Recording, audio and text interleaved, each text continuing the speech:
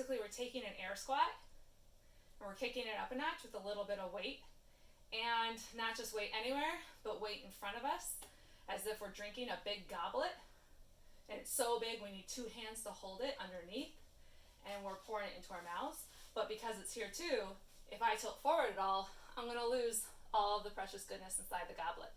So I need to have a big chest, be very upright for these. Unlike an air squat, sometimes you can be short and it's still good, right? You're like, we need to be really, really upright, and we need to always be pushing up on our goblet and thinking really big chest, and we can't bend over a lot. All right, so normal air squat, anytime you would do it in a movement too, we're not thinking just like fall down. That's bad. We want to always think controlled movement. You go down as low as you naturally can. Hopefully we have the hip crease below the knee crease. If we're not there yet, we'll get there eventually. Mobility, everybody's different. But we want to go down as far as we can. Thinking, yes, it's okay to push your knees in front of your toes as long as they're tracking over your toes. And then when we come up, Adam's favorite cue is you have a rocket in your butt, and you're coming straight up that way.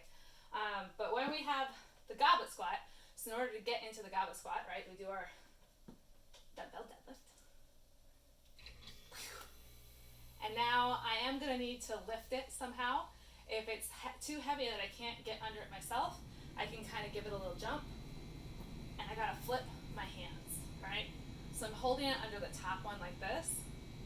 I'm not under the bottom one. I'm not actually holding the middle of it all. I'm holding it under the top one. If it's more comfortable for you to hold it on the side like this, you can.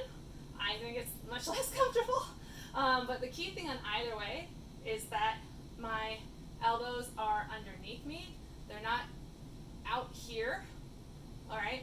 They're under, and I'm pushing up on this, all right? And I'm trying to keep it cooked. So I'm gonna do it like an actual goblet, as if I were gonna drink something out of it. My elbows, this is as close as I can get them because of the actual impediment, but I'm not coming out here, I'm pushing them here, and I'm trying to think pushing up on the goblet, pushing up. So I'm always being upright as I can, right? If I let go of that pushing up, this is gonna happen. So I can think spread the chest, spread the back, or push up, or all three.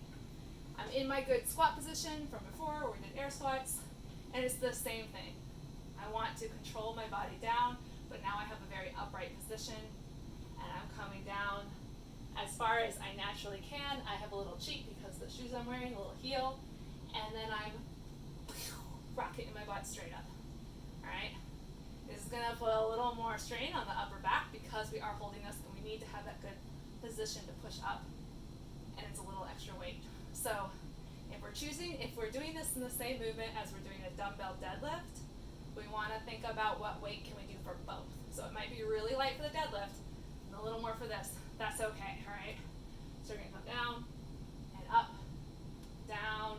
Notice that when I come down, it's much more controlled.